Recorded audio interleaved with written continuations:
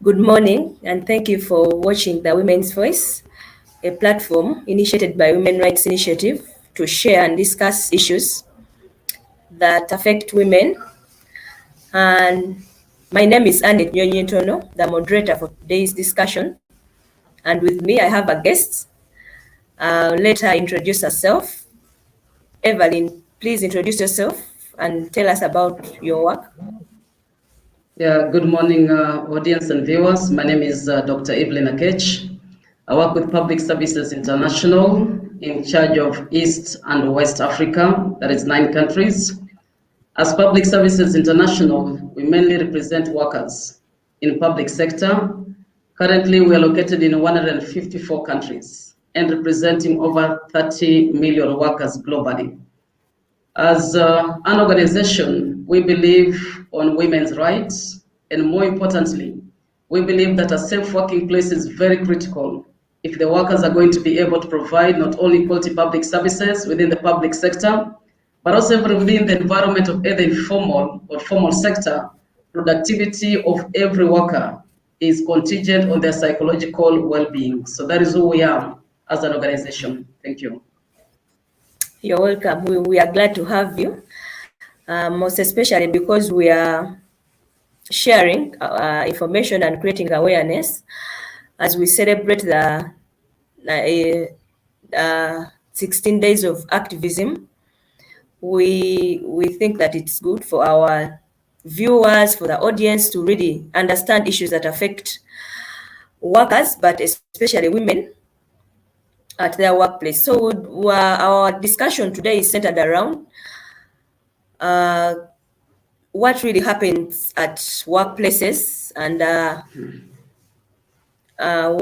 how women are affected, especially when it comes to issues of harassment and violence. We want to understand. We acknowledge that harassment and violence affects both women and men, but we know that because women are most vulnerable, we believe that this issue really affects women. So we want to understand today how does GBV manifest itself, especially at workplaces?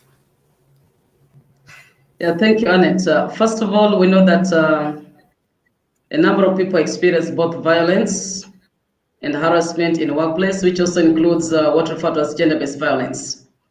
Now, specifically, why do we always focus on the issue of gender-based violence? We appreciate that there's always power relations, whether at political level or organizational level. Every time one party has got more power compared to the others, there's that tendency to actually abuse that power or misuse that power for their own benefit. And that has been the greatest contributor towards issues of gender-based violence, and especially in relation to sexual harassment, economic harassment, among others, which is targeted to a specific sex, a particular gender because of their sex orientation, and because you have less power, the person has got more power will tend to abuse that power to satisfy themselves. Now, in terms of gender-based violence manifestation in the workplace, there's been a number of cases. Many of us are quite familiar with the number of cases which were brought to light from the UN itself, which should be a custodian of human rights. We also had a number of cases being reported in Oxfam itself at a global level. Now, coming back at home in Uganda, we've seen these manifestations, even the highest places like Parliament, which actually legislates and is supposed to provide laws that protect the citizens. We've also seen the cases being revealed in the Solicitor General's office, which was a common knowledge in 2019.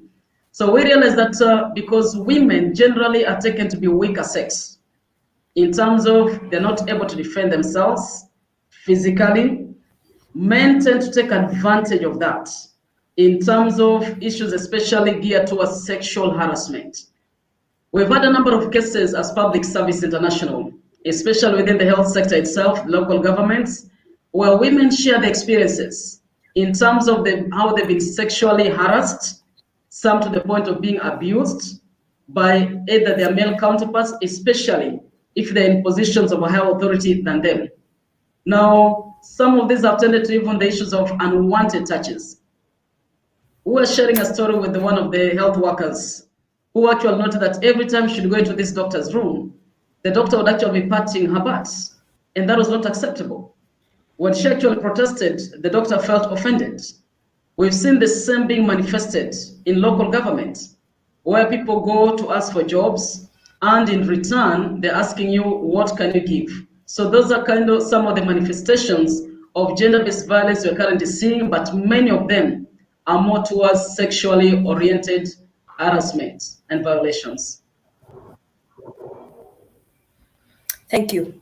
So someone out there would want to really understand why do you think harassment and violence happens besides the power balance you talked about? What other reasons do you think bring about violence and harassment? Now, let's appreciate, especially, we acknowledge first of all and foremost that the audience should note that harassment, especially sexual harassment, is not only geared towards women. There are also men who are also harassed. However, we're looking at the sector or the gender that is greatly impacted. And normally, women represent over 90% of them that are actually harassed in the place of work.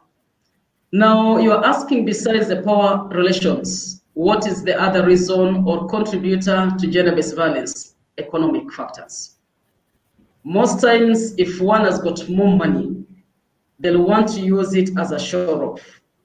We've seen cases, especially, and I want to give a clear example, then I'll bring on board the issue of Convention C-190 that was actually adopted in 2019 by ILO to be able to fight violence and harassment in the world of work. We've seen cases where people have gone for a trip, for organizational trip, and then because one of them has got more money than the female counterpart, we see them making this type of advancements. Another thing that also brings about violence and harassment is sometimes when there's actually competition for position. For instance, let's assume you want the same job like me as assistant manager. I'm a male counterpart and you are a female. So most times, because we feel the society, we live in a patriarchal society that believes that women are not good enough. So for you to bring down my spirit and also smear my character, most times people will use vulgar languages, words that demean, harassment, just to ensure that person does not get that position. We've seen it a lot. Well, women have lost position just because they were women. That is harassment. Harassment does not need just to be sexual. We have psychological harassment. We have physical harassment. We have economical harassment. So sometimes women find themselves, and we've seen this even within the political arena. If a woman is standing under adult suffrage, for example, you want to represent a constituency, we've been given ugly stories where men have actually used smear campaign to assassinate the character of female counterparts just because they're women. So most times beyond power relations, it's the issue of gender. Living within a patriarchal community gives other male species the audacity to think women are inferior. So if you want a position which is similar like mine, I need to put you down so that you don't feel you're actually worth it. So we have a number of contributors. We agree power relations is the biggest one. Economic issues, where people think if I have the money, I can get what I want. You've heard these sayings in the corridor of power, I have the money, I can buy anything, including the best woman I want. These are notions that are always given along the corridors of the offices. So every time people have got money, they imagine there is an impetus towards using it to demean another sex. It might even be a fellow man. You've heard a fellow man saying, are you man enough? What shows that you're actually a man? How much money do you have to compete with me against this position? So issues of economic imbalances is also a great contributor. But most important is power relations between women and men as a result of patriarchal community in Africa and generally in the world. Men believe they should run the show and the women should take the back seat. So every time you come, you're reminded that, you know what, you are as good as your sex. You're just good for, you are good for other things, but not this kind of competition. That is a narrative that we must change. God made men all equal in his image, in his likeness. Nobody's inferior. So until we get to know that gender-based violence is not helping anybody. Let's appreciate it. If you look at the current care economy, women are contributing over 1 trillion annually on unpaid care work. And just because it is not factored into the economy, people think they're not doing any good job. People imagine if I'm a housewife or if I'm working as a cleaner, that is not good enough. It is good enough. So every time we look at the type of jobs we have, then they're associated to the lower rank and file.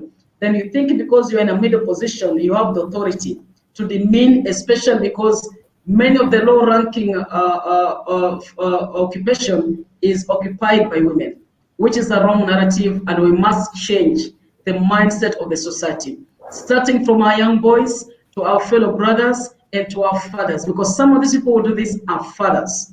Some of them are brothers, okay? Some of them are sons. So we need to actually have a very honest conversation. For how long should we demean the women to reduce them to sex objects? That is my biggest pick. Because issues of violence and harassment, and especially geared towards women, is about being sexist. You are a woman, so you're as good as your figure, which I believe should actually stop. Yes, quite interesting.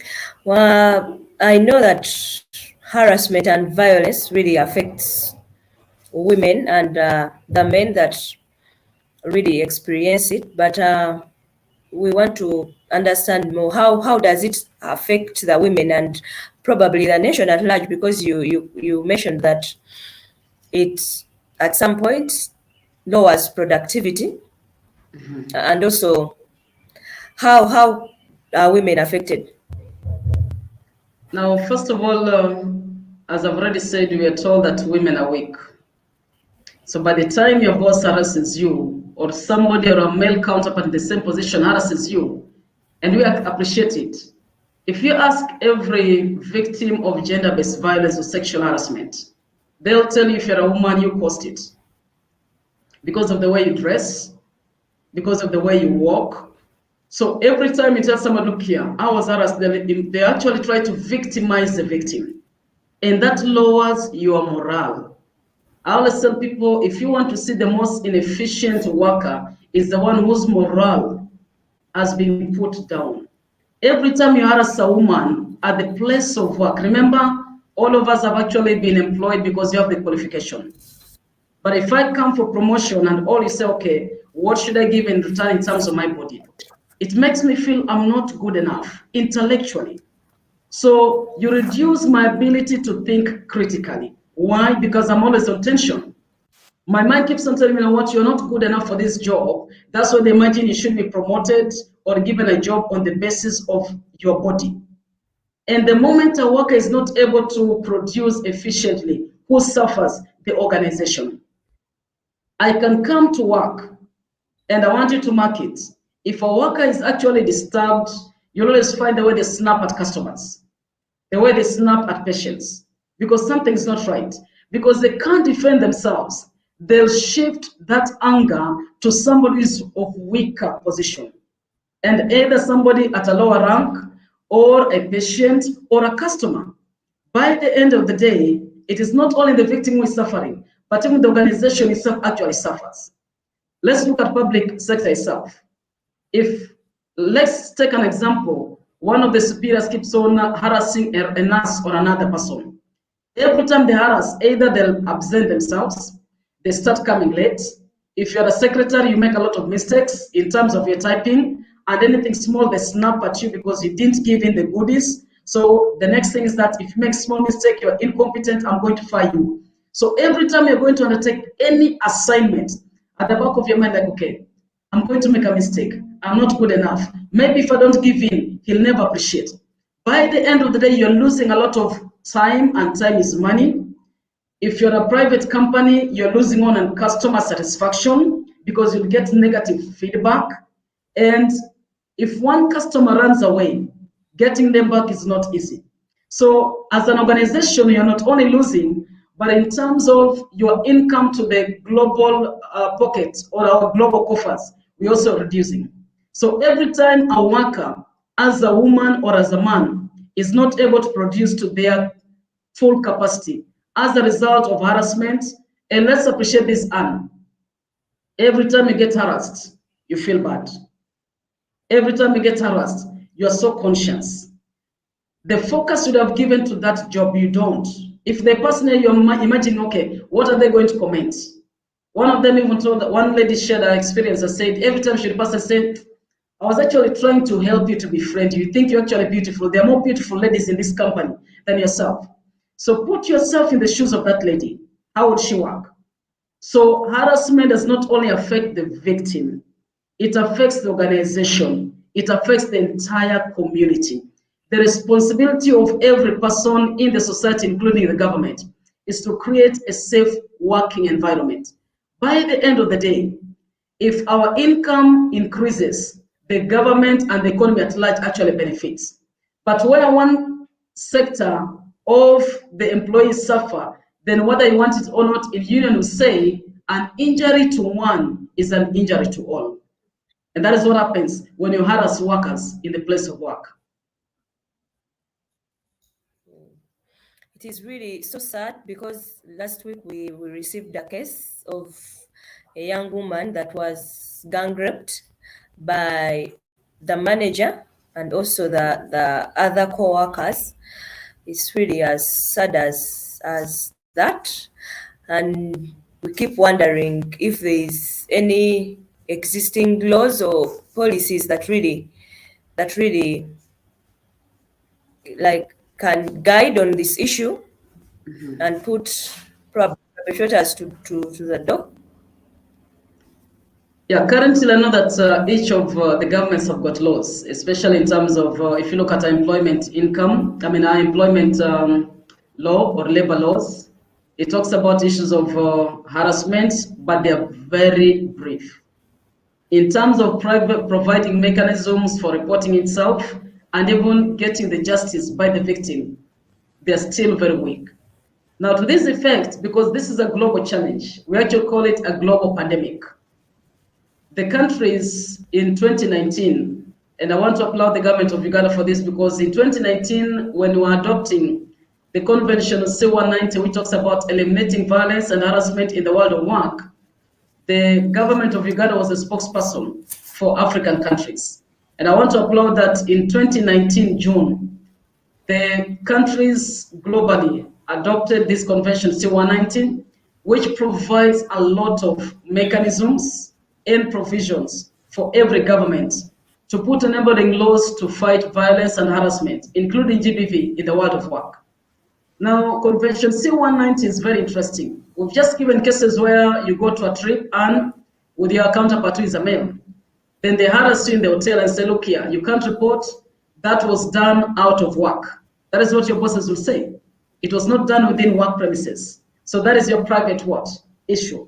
Now, C190 has brought about new definitions of workplace. And we've had cases of students who are going out to look for internship. And it's quite unfortunate that a young child who only wants to understand how the world of work works is asking for that opportunity. And the person who's supposed to give them a placement letter is telling them, let's meet in the hotel at 6. If you want placement in URA, then you must give me your body. Now, C190 comes in to address those type of challenges. An employer would say, but after all, an intern is not my employee. The current C190 convention actually says that workplace will include even those people who have come to seek for internship. Even if you don't give me internship, but I've come just to seek for placement, if you undertake acts of violence and harassment towards me, then I can actually report and seek for remedy. So it has broadened the meaning of workplace to include even private spaces, whether the toilet, whether the buses, whether the taxi, or for instance, if I'm working for electricity or umeme, I go out there to collect the tariffs or reconnect or disconnect the power. If a customer harasses me in their premises, then the law gives me the remedy to actually sue them and ask for damages or compensation. So C190 has actually come on board to broaden the definition of workplace. But also importantly, it calls upon the national governments to put on board enabling laws. One of them includes even rehabilitation of the victims themselves, what is expected of the employer in terms of providing support, what is expected of the trade unions in terms of including the remedies for sexual harassment or violence and harassment in the world of work in the collective bargaining agreement. At the same time, this convention C190 is very interesting. It allows and also calls upon the employer to be able to give support to any person who has suffered as a result of domestic violence. Why?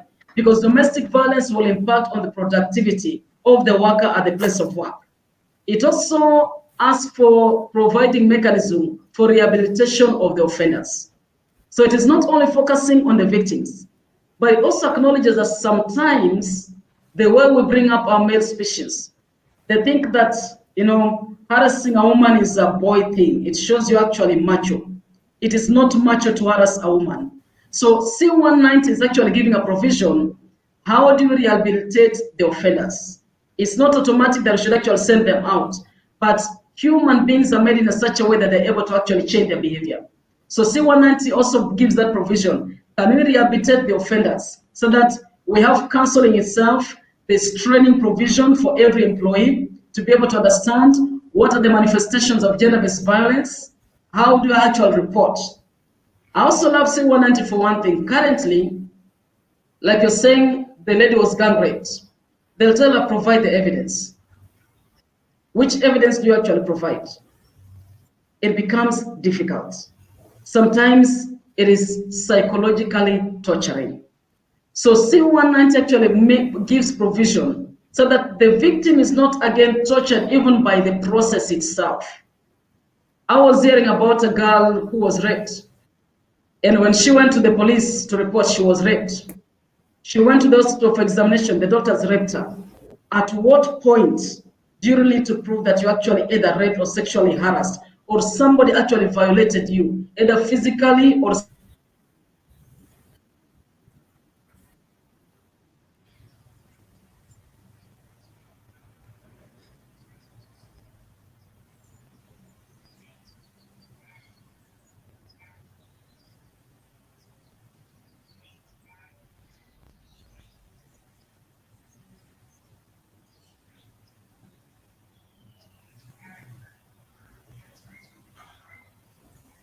Hello. I think we have lost Evelyn somehow. Evelyn,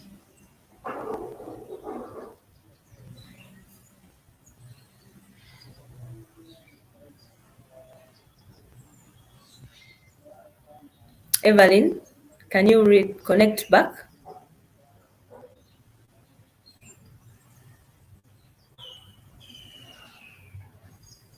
For our viewers that are following, this is the Women's Voice, and we are sharing on issues that affect mostly women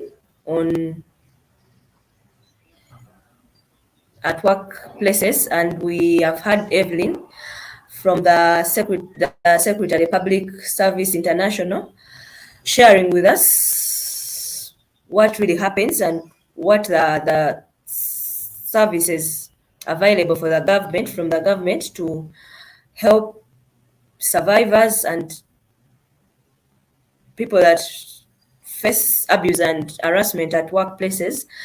I think because of the network, we can't actually get remember which. Evelyn back, and if we get her back, we will continue sharing. I'm actually Evelyn? back. Are you hearing me? Yes, we can hear you. Sorry, You so were still sharing. Umeme decided to switch me off. That is life in Uganda. It's good that you're back. It's fine. Yeah, so as I was saying, the C190 actually provides a lot of remedies to address issues of gender-based violence. And I would actually want to urge all the governments, including Uganda, that they should be able to ratify this. I know, for instance, during the pandemic, Uganda had increase of violence against women by over 30%. And now this cuts across, not only in Uganda. Kenya has actually reported about 50%, to the point that the president said that they're going to allocate a lot of millions of dollars to end GBV by 2026. If you look at a country like Nigeria and Liberia, the gender-based violence has actually increased by over 70%. So we're talking actually about a global pandemic. We know that the only way to be able to provide remedies and mitigate it, it will take time to totally eliminate it. But a journey of 1,000 miles begin with one step, is ratification of C-190 and its recommendation of 206. For me, that is the way to go. Currently, we have about 6 countries who have ratified the same. In Africa, we have Namibia and Somalia. Somalia. So I must say kudos, because there's been a lot of atrocity committed against women in Somalia as a result of war, as a result of a number of internal challenges. So when they take that step to ratify C-190, it means actually taking the right direction towards addressing this pandemic. That is what we call it currently. Over to you, Annette. Thank you so much. Besides this, the law existing, someone actually, a viewer in the comments, gave a comment and said that existing efforts only consider women and not men. I don't know how true that is, considering that men also. No, it's not true. We acknowledge from the onset. Maybe I need to put this in context. C-190 is not only to cover women. As the name goes, it is a world of work. It is eliminating harassment and violence in the world of work. The issue of gender-based violence is just given emphasis because women get disproportionately affected compared to men. We acknowledge, even at the university level, where gender-based violence, where violence actually takes place, that at certain times we found female students actually harassing male lecturers. So we are not blind to the fact that men are also harassed. We acknowledge this. But we're talking in terms of statistics, because figures talks volume than words. Out of 100 people, 10 men will get violated. 90 women will get violated. So we acknowledge there's that gap in the society, and that's why violence and harassment talks about everybody in terms of that convention. However, let's appreciate it. Many women do not know how to speak up for themselves. A man, if a fellow man tries to violate you or even harass you, you'll stand up for yourself. Unlike a woman, if a man tries to violate you, one person told me that when they tried to harass her, all of a sudden she just froze. She was a woman. She didn't know what to do. She said, if I was a man, maybe I would have actually fought back. But because of the fear factor, and I imagine this guy was looking huge and big, I had only to do what? To freeze. So we are not denying the facts. And I want this to go on record. We acknowledge that some of our sons and our husbands and men are also being harassed in the world of work. But we also acknowledge the ones who have the greatest effect and being greatly affected. But the convention C-190 brings on board everybody. It does not discriminate. So I agree with the viewer's perspective. Indeed, men get harassed, but women get harassed, but to a higher extent. In statistics, we say, what is the level of effect? If the effect on men is 10%, on the women is 90%. So the moment you address the 90%, we know that this 90% who might be violating 10% compared to the other gender will be able to narrow the gap and also do away with violence, whether against women or against men. I totally agree. And Eddie, I think that you have gotten some information about how also men can seek for support in case they are harassed or abused at places of work.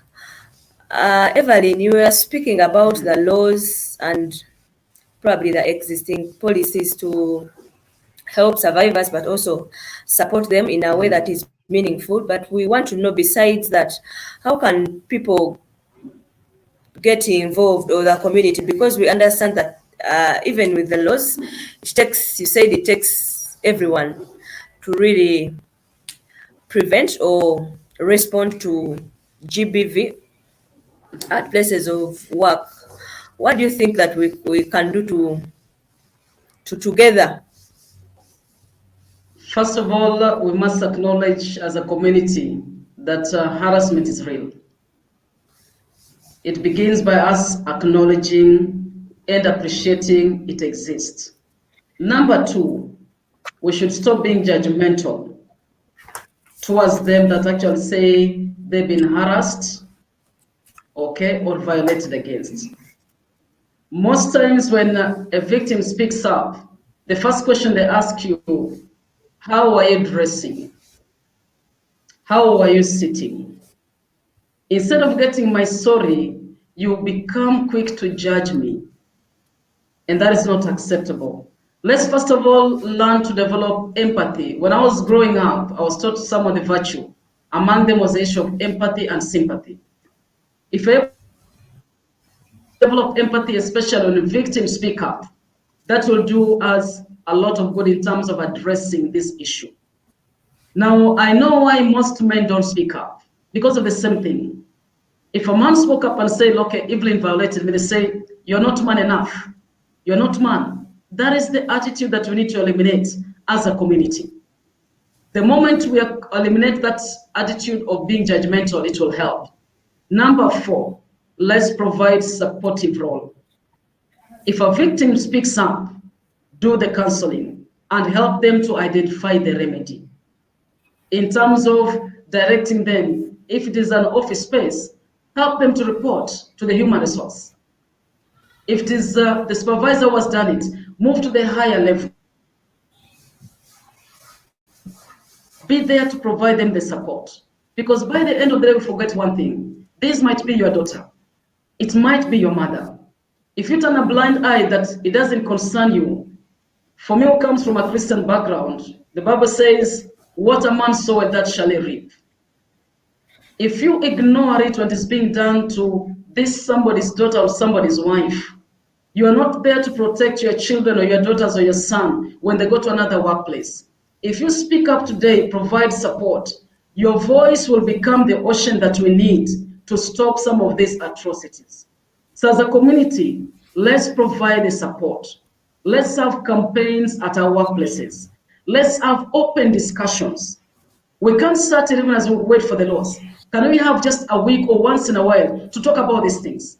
Allow people to open up without judging them. Sometimes the misconceptions, let's break the barriers of misconception. I know people are asking, what is to be the boundary between a boy who is just interested in a girl, making a suggestion, and what causes harassment?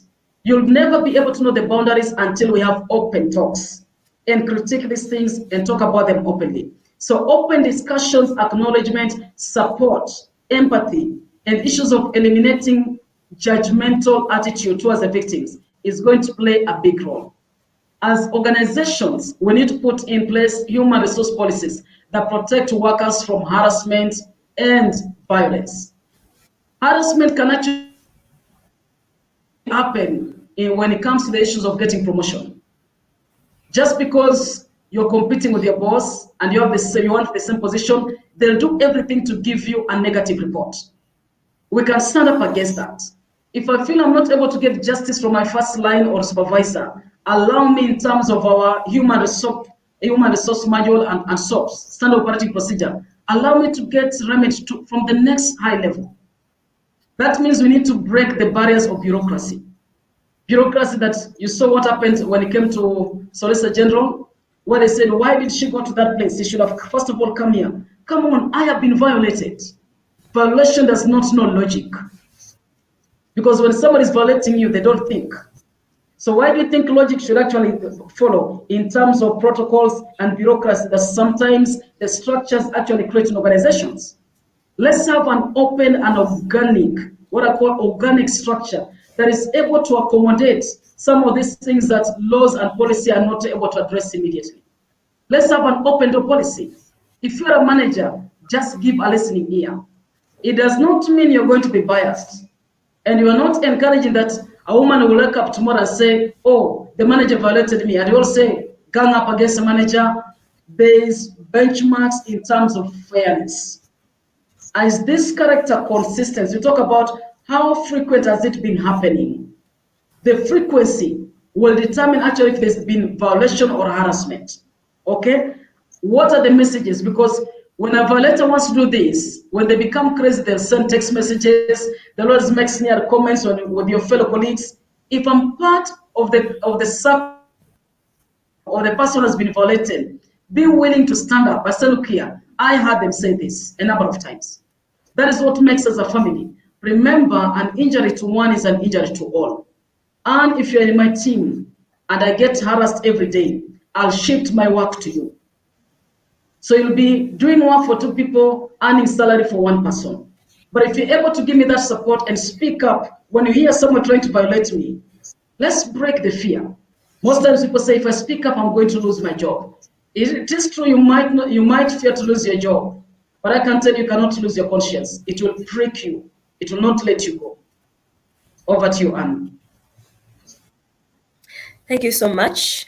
Evelyn, as we are concluding this conversation, I would want for you to share again about the mandate for the Public Service International, because I know you shared at the beginning, but some people have just followed that, and I think it's important for people to understand your work, but also the work of the Public Service International in regards to Yeah, as I said earlier, Public Services International is a global trade union organization which represent workers in public sector, the ones who work in utilities, that is energy, water, the ones who work in health, doctors, nurses, the ones who work in public administration, local government, anybody that is employed by the government and the arm of the government, or anybody that works within the public domain where you provide social services, including education, among others.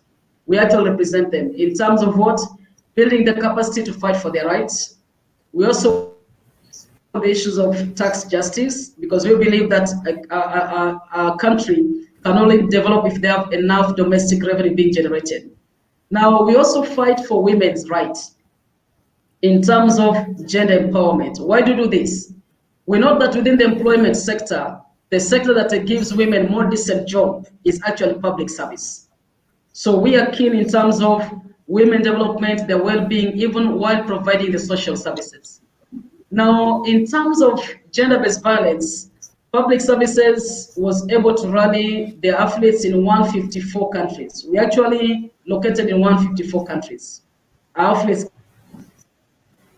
from these 154 countries, and we represent over 30 million workers globally.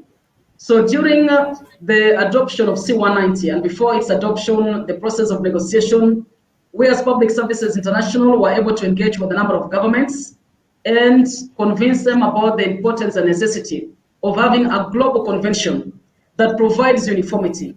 Maybe at this point, Anne, I need to know that this C190, even for girls who go to these Arab countries to do domestic work, this C190 actually covers them.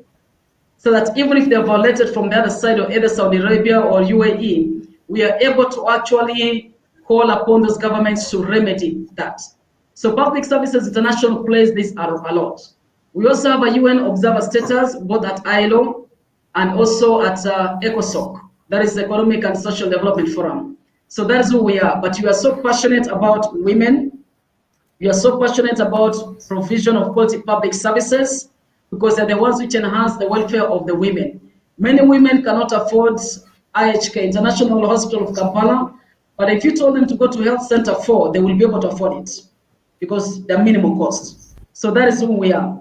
We are passionate about every worker, that you have a right to work in a safe environment, free of violence, free of harassment. That is who we are. Thank you so much for sharing. Maybe what message can you give to other relevant stakeholders? I know that we've mentioned that it takes everyone, but there are those relevant stakeholders, for example, the media, that really plays a great role when it comes to ending GBV, and also most of the people that are harassed believe that when they go to the media and their stories are somehow aired, uh, if they're abused by some of these high position people, they can get justice if they've been probably tossed around in those areas. What message can you give to all these offices? Or Yeah, first of all, I must first of all appreciate the media fraternity. You do a great job. Without you, we wouldn't have seen these stories like the one of the parliament, the ones of Solicitor General, the ones we see moving around in the media. I want to appreciate you because every time you take this information out there, you create awareness. And that makes the government and every authority to become accountable and respond. So I want to encourage you. You've been good partners in terms of fighting gender-based violence. Sometimes you never realize it. But just putting the story out there for this woman who is not able to defend herself, you have given her justice. They might not take it seriously, but the world will judge them because you did your part. So we want to ask of you that continue airing these stories. I know some of you are very good in terms of investigative journalism. Do it. Get the facts out there, publish it, amplify our voices. It will make a whole lot of a difference because people read you widely. For the civil society, like Worry, Academy of Africa, talk about FIDA, let's continue amplifying the voices of these people. I saw recently there was a platform for men, which was talking about, addressing violence against men. Continue doing that work. Every time we come together and we're able to break the silence, together in terms of media partnership, talk about civil society, talk about trade unions. The trade unions in Uganda should be willing to undertake research, document these stories because they interact with these workers on a daily basis. They're the first call where workers actually go to make their complaints as their representatives in the workplace. For the informal sector, like the market women, the vendors themselves, we want to applaud the stories that are being put out there by Canamam of Africa, showing the atrocity committed against them, either by the KCC authority, law enforcers, among others. That is what we need. For the victims, speak up, break the silence. The moment you speak it, they might feel like you're shaming yourself. But if one voice speaks, other voices will come up. Let's not forget the story we had in the US athletics, where one manager was defiling so many. It took one girl to speak. Then over 100 were able to come up. Until one of us speak, others will remain silent. So for the victims, don't mind. You might lose your job, but you've not lost your dignity. Jobs are found. Dignity, you can never recover it. So all of us, the fellow workers, the community, let's provide the support. Let's not keep silent. Currently, we have digitalization. Take that picture, take that video. That is the evidence that that victim who is not able to speak for herself, when everybody is stoning her, you are able to be that voice that is going to be able to save this lady. Like Mary Magdalene, when the Pharisees wanted to stone her, it took Jesus to have the courage to actually save her. So be that Jesus that will save that victim. Thank you. thank you so much, Everline. It's really been a good learning session for everyone, I believe. And thank you, everyone, for watching The Women's Voice, a platform initiated by Women Rights Initiative, where we share issues that mostly affect women. And today we had Everline Aketch. Thank you for coming through. I know that you have a busy schedule, but we appreciate, and I appreciate everyone that is behind this voice and this setup. Thank you so much for organizing and always preparing this to happen. I want to send my regards to my colleagues at the shelter where we rehabilitate and restore hope for survivors of gender-based violence and the women and the children. We believe that at one point at a time, we will have a society that is free from violence and that recognizes the needs of women and the youth. We cannot go beyond this point. I want to appreciate everyone and encourage you to always follow, to learn, to relearn, and to also change the communities. Thank you. Thank you.